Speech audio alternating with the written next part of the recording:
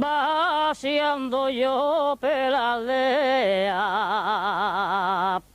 sentí un pasearín cantar detrás de casa Perico. Na pica una cereza,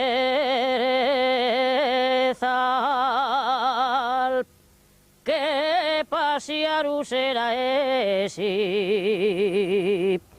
que tiene el pico amarillo, ese que llamen cuquiello. Y es familia del Raitán.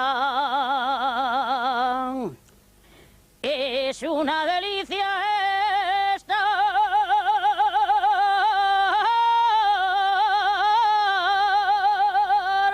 de verano en una aldea, en una casina de esa rodeada de árboles.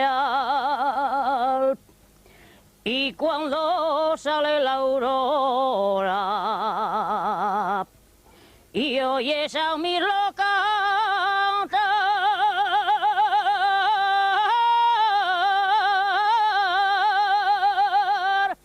la zarrica y el pinzón, el verano y el raitán. También canta la calandria,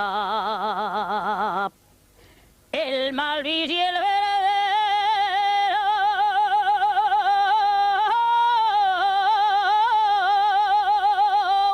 y encima un peollulorrio siento chillar al gurrión.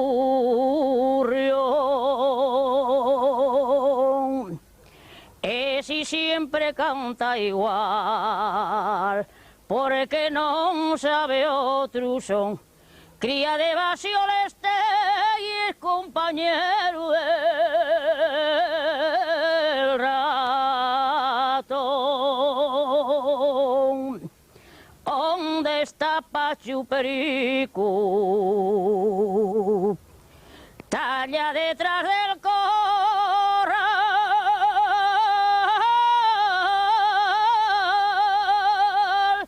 cabruñando la guadaña pa' el verano trabajar. Ahora vienen les andeches de Sallar y de arreudar